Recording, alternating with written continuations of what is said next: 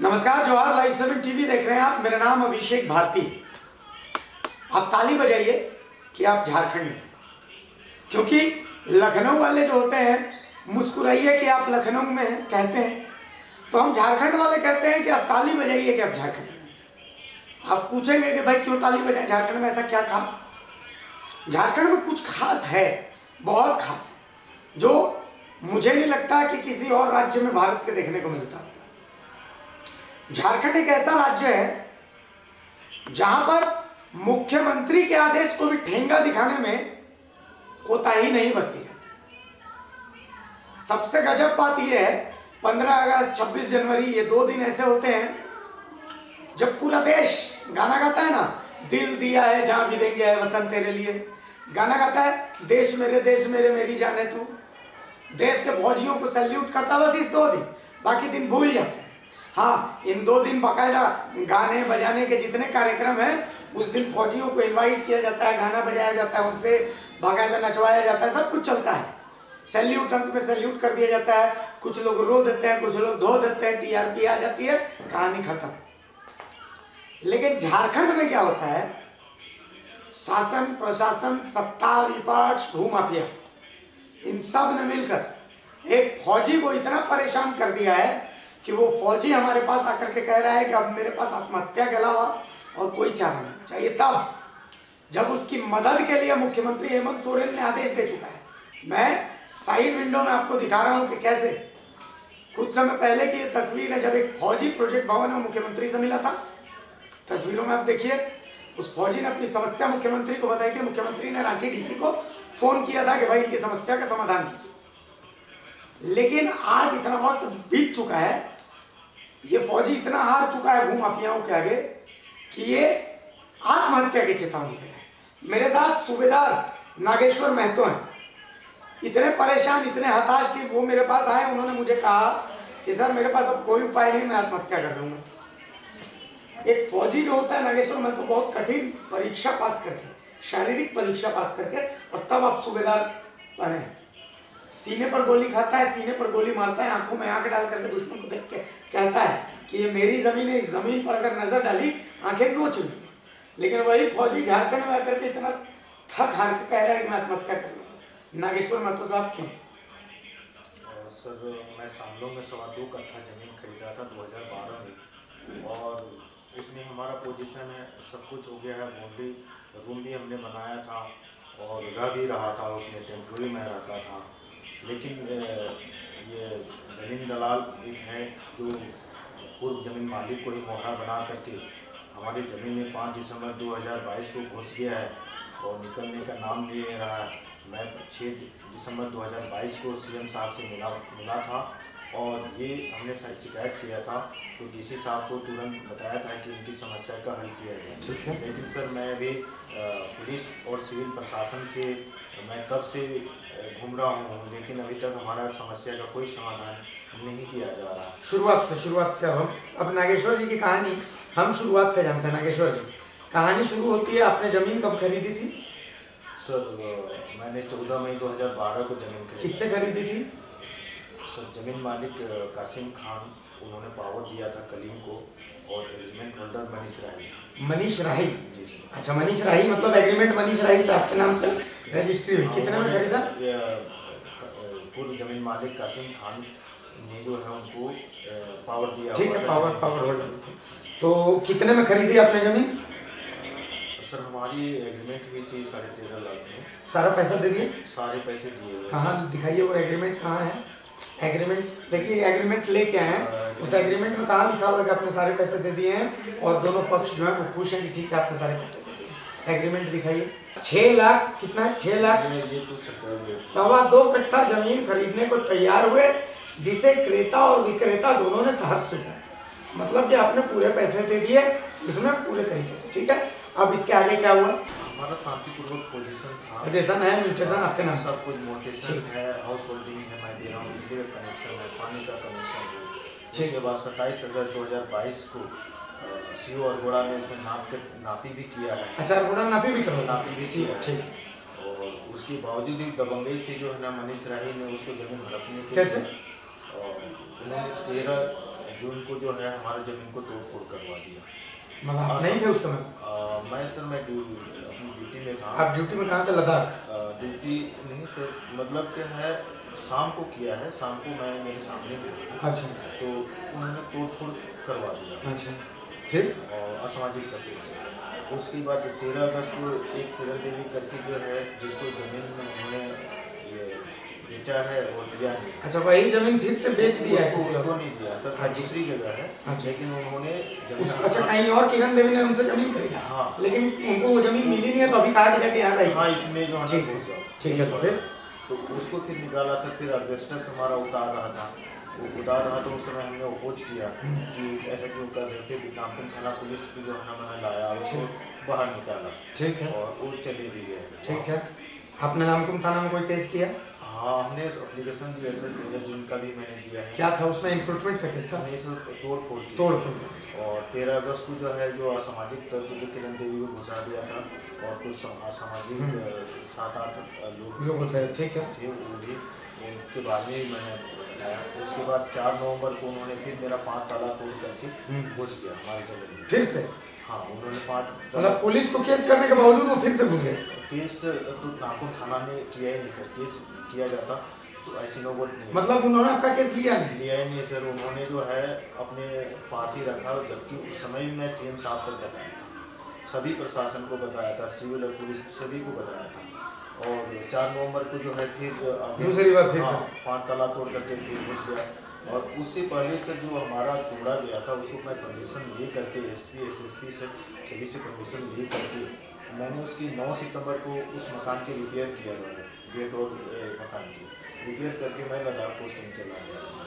तो विशेष ये 4 नवंबर को थी इधर। उसी समय जो है विशेष में पुलिस को बता करके और मैंने भी अप्रोच किया था एसपी रूरल से। तब तक तो जो सर हमको एसपी रूरल का साथ मिलता रहा और उसको हमने फिर निकाला बाहर। एक कपल को लेके दिखा रहा था कि हम यहाँ पर रहते हैं। अच्छा। उस समय जो है हमने उसको निकाला सर यहाँ से। और निकालने के बाद जो है ना फिर अगेन जो है ना हमने ताला लगा दिया। उसी शाम को जो है मनीष राही तमतमा के आया और मेरे विशेष को अभद्र भाषा से गाली दिया, इसी जमीन में मार करके डाल दिया और जमीन मकान भी नहीं करता। अच्छा। ये उन्होंने हमारे इतनी अभद्र भाषा से जो है अपना लेडीज को जो है ऐसे गाली दे रहा है इतना। ठीक है, उसके आगे फिर 5 उन्होंने प्लान बनाया सर 5 दिसंबर 2022 को फिर अगेन। और मुझे लगता है नामकुम थाना प्रभारी से मिलकर और उसके बाद एसपी रूरल को भी ये नोटिस दे दिया गया था। और उसके बाद जो है क्योंकि वो 5 दिसंबर को फिर अगेन ताला तोड़ करके घुस गए। 5 दिसंबर को ये सब चीज़ हुआ। 6 दिसंबर को आप मुख्यमंत्री से मिले थे? 6 दिसंबर को। मुख्यमंत्री से मिलने के बाद क्या हुआ? उन्होंने डीसी को फ़ोन किया, उसके बाद क्या हुआ? उसके बाद सर हमने डीसी साहब से आकर मुलाकात किया सारे डॉक्यूमेंट के साथ और सारे डॉक्यूमेंट हमने दिखाए। तो चर्चा आई थी कि जो है ना इसमें केस चल रहा है। तो केस चल रहा है सर इंक्रोचमेंट का है हमारा। 2013 में मैं मनीष राही के ऊपर, मनीष राही चूँकि हमारा पड़ोसी था, 4.5 फीट मेरा ज़मीन में घुस गया, उसका मैं किया हूँ। और थाना जो है ना लिख के दे रहा है कि इसका तो कभी कब्जा ही नहीं था। जबकि दखल कब्जा आपका हमेशा से शुरू से ही है सर, दखल कब्जा कभी इसका हुआ ही नहीं है। और ये दखल कब्जा के लिए जो है ना केस डाला है ऐसा हमारा, जबकि इंक्रोचमेंट का है सर। इसमें हमारे पास एक कागज है जिसमें लिखा हुआ है कि इंक्रोचमेंट का आपने केस किया का मामला है। और थाना ने क्या रिपोर्ट की वो दिखाइए आप, क्योंकि आप मुझे बता रहे थे। मैं दर्शकों को दिखाना चाहता हूँ कि देखिए थाना ने क्या रिपोर्ट दी है। मैं रिपोर्ट दिया है सर कि 19113 में दायर किया गया है। प्रथम पक्ष के द्वारा बताया गया कि मेरा पोजीशन मोटेशन कब्जा नहीं होने दिया जा रहा। ये गलत है। हाँ, ऐसा कुछ है ही नहीं। अभी न्यायालय में लंबित, जबकि ऐसा कुछ है ही नहीं। ऐसा नहीं है सर। वहाँ पर दखल भी आपका है, कब्जा भी आपका, सब कुछ। उसमें पूर्व में जो 2014 में नामकुम थाना ने ही रिपोर्ट दिया है कि देखिए हमारे इसका नागेश्वर महातो का दखल कब्जा है। और ये 22 अप्रैल 2014 को उन्होंने एक मकान भी बनाया, सब इसमें दिया है। और ये फिर अपनी जो रिपोर्ट है उसको खारिज करता है। दूसरा कोई प्रभारी आया तो, जबकि ये तो इनिशियल चल रहा था। अच्छा, इसमें नामकुम थाना ने कुछ आपके पैसों के लेन देन की भी बात कही है कि आपने पैसे पूरे नहीं दिए? नामकुम थाना अपने आप बोलता रहता है सर, मनीष राही तो कुछ बोल ही नहीं रहा। अच्छा। और जहाँ भी मैं गया हूँ सब बोलता है सर इसने पैसे नहीं दिए सर, ये वो हंगामा करता सर, वीडियो बनाता। आप बार बार मनीष राही का नाम ले रहे हैं, कौन है मनीष राही? मतलब सिर्फ पावर होल्डर वो हैं या कोई बड़े आदमी हैं, कुछ हस्ती हैं, कुछ पहुँच वाले हैं, क्या है?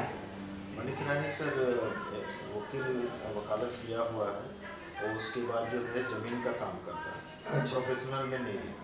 तो उनका काम है, पड़ोसी था हमारा, उसके साथ थोड़ा सा इन्वेस्टमेंट से जो है ना मनमुटाव हुआ। उसके बाद कंटिन्यू उन्होंने सोच लिया कि इस ज़मीन को यहाँ हड़प लिया जाए क्योंकि ये फौजी है, यहाँ रहता नहीं। अच्छा। तो रहता नहीं है तो मैं जो है ना इस ज़मीन को शायद सक जाऊँगा। उसके बाद फिर उन्होंने बीच में जो है काफ़ी नहीं, तो एक बात बताइए, आपका नाम हुआ नागेश्वर महतो, आप सीएनटी वाले महतो हुए ना? मैं तो सीएनटी वाले जब आप महतो हुए तो आपने जैसे ही जमीन खरीद ली, इस जमीन का नेचर मतलब अब तो ये जमीन सीएनटी के तहत आ गई, तो अब मनीष राही क्या भगवान भी आ जाएंगे तो वो सीएनटी एक्ट उल्लंघन करके कोई कैसे कब्जा करेगा? सर इनका अभी थाना से इन्होंने मिल करके हमारे ज़मीन को सारे डॉक्यूमेंट होने के बाद, जैसे सर मेरे पास डीड है, मोटेशन है, हाउस होल्डिंग है, बिजली का कनेक्शन है, पानी का है, सबका मेरे पास रसीद है इसके। उसके बावजूद भी जो है ना अभी थाना लेटेस्ट अभी जो है ना चुपके से बना करके दे दिया कि इसका तो जो है ना कोई पोजीशन ही नहीं है। तो इतनी डॉक्यूमेंट सरकारी पदाधिकारियों ने देख करके बनाए, ऐसे तो नहीं बनता कोई डॉक्यूमेंट। और वो करंट में भी हमारा इसमें मालगुजारी किया गया। और नागेश्वर जी, आप फौज में छुट्टी बहुत कम मिलती है, उसमें ये बीच में पचड़ा था, ये सब कैसे मैनेज किया? सर मैनेज क्या करूं, मैं किसी तरह से छुट्टी बढ़ा रहा हूं, लेकिन हमारी छुट्टी कितनी होती है सर। मैं इतनी शॉर्ट लीव में जो है मैं कोशिश कर रहा हूं प्रशासन से जो है ना मिलने का, लेकिन अभी क्या है हमारे को बाहर बैठा दिया जाता है सर। मैं डीजीपी तक चला गया और सीएम तक मैं चला गया। और किससे आप मिलने के लिए गए? कौन कौन आप, मतलब सीएम तो मिले तो देख लिया, और किससे किन अधिकारियों से मिले? किसी ने कुछ आश्वासन दिया, कुछ बोला, ऐसा वैसे ही? सर ये थाना से मिल करके डीएसपी रूरल, एसएसपी साहब, डीसी साहब और एडीएम साहब से, एसी साहब से, सीओ बोड़ा साहब से भी मिला। उन्होंने बताया है कि इनका जमीन है, उन्हीं का सब चीज़ें हैं, दखल कब्जा भी नहीं का। और उसके बाद ये आईजी साहब से मिला हूँ, डीआईजी साहब से मिला हूँ, डीजीपी साहब से, सीएम साहब से, मुख्य सचिव से। लेकिन कहीं से विशेष कुछ वैसा आश्वासन अब तक नहीं मिला? और सर ये सब मानते हैं कि जमीन आपकी है, हमारा है, मानते हैं, लेकिन हो कुछ नहीं। लेकिन क्या है सर, इन्होंने बोलता है नहीं कोर्ट केस है, कोर्ट केस चल रहा है तो उसके बीच में मान लीजिए क्यों घुस रहा है सर? उसको नेचर को क्यों चेंज किया गया? उसमें निर्माण कार्य भी चालू कर दिया, उसको बहुत मुश्किल से रुकवाया गया है और फिर चालू कर दिया। टंकी इंस्टॉल किया था, पानी का टंकी, उसको भी नीचे उतरवाया, उसके बाद फिर नीचे इंस्टॉल कर दिया। तो मानता नहीं है तो कोई एफआईआर उसके बाद जो किया गया है तो एफआईआर भी ये नन कॉग्निजेबल क्यों नहीं किए गए? ऐसी स्थिति में अब जब कोई सुन नहीं रहा तो क्या करेंगे नागेश्वर महतो, एक फौजी? और सर मैं प्रशासन के ऊपर जो है विश्वास कि हमारा काम बन जाए, नहीं तो फिर अगेन जो है मैं सीएम साहब से मुलाकात करूंगा और मैं यही निवेदन करूंगा सर किसी तरह से हमारी ज़मीन को वापस दिलाया जाए और उसके बाद जो है ना ऐसे भ्रष्ट पदाधिकारियों के ऊपर संज्ञान लिया जाए और उनके ऊपर एक्शन लिया जाए। इससे जो है ना हमारी जो आम जनता परेशान होती है। एक देश की सेवा करने वाले शख्स को इतना परेशान होना पड़ रहा है और उसमें भी निकट भविष्य में आपको इंसाफ मिलेगा कि नहीं मिलेगा इसकी कोई गारंटी नहीं, क्या कहेंगे? सर मैं एक उम्मीद में हूँ, आगे न्याय मिले या नहीं मिले, लास्ट में अदालत की तरफ भी हम मूव करेंगे, लेकिन उसमें समय ज़्यादा लगता है। इसीलिए मैं लोकल प्रशासन से मैं आग्रह करता हूँ कि हमारी जो है कागज़ को देख के हेल्प किया जाए। मेरा यही कहना है कि मान लिया जाए ये केस जब में चल रहा है उस बीच में क्यों घुस रहा है, उसके बीच में तो नहीं घुसना चाहिए ना। मतलब जो अदालती प्रक्रिया भी वो चलती रहे, बीच में निर्माण कार्य वगैरह ये सब कम से कम नहीं होना चाहिए। को जो है ना बेदखल करके अपने को भारी करने की कोशिश क्यों कर रहा है? तो जो हमारा पोजीशन है वो पोजीशन रहने देते ना। अदालत के ऊपर चल रहा है तो अदालत के ऊपर देख लिया जाता। तो कुल मिलाकर के देखिए, देश की सेवा में लगा एक शख्स यहाँ मेरे पास में बैठा हुआ है। ये शख्स वो है जो सर्दी, गर्मी, बरसात तमाम मौसम झेलता है, तब जाकर के हम घरों में आराम से सुरक्षित सोते हैं। क्यों? क्योंकि बाहर ये पहरा देते हैं। लेकिन जब यही शख्स अपने इंसाफ के लिए, एक जेन्युइन बात के लिए, ये नहीं कह रहे हैं कि भैया आप इनको इंसाफ दीजिए, ये सिर्फ इतना कह रहे हैं कि जब तक अदालती कार्रवाई चल रही है, प्रक्रिया चल रही है, तब तक कोई भू माफिया आखिर कैसे इनकी जमीन पर कभी निर्माण कार्य कर लेता है, कभी तोड़फोड़ कर देता है, कभी कुछ कर दे रहा है, कभी कुछ कर दे रहा है। आखिर मुख्यमंत्री का आदेश भी बौना क्यों साबित हो रहा है? ये बहुत बड़ा सवाल है। अब 26 जनवरी को दुमका से लेकर रांची तक जब झंडा फहराएंगे, तिरंगा क्यों फहराएंगे, किसके लिए फहराएंगे? आप सलामी लेंगे तो वो सलामी किसकी लेंगे, सोचिएगा जरूर। क्योंकि अगर नागेश्वर महतो को आप इंसाफ नहीं दे सकते तो सलामी लेने का किसी भी सरकार के प्रतिनिधि को अधिकार नहीं है। सर उठा के आप कैसे सलामी ले पाएंगे, आप खुद सोचिएगा। सहयोगी राधे रमन के साथ मैं अभिषेक भारती, लाइव 7 टीवी, रांची।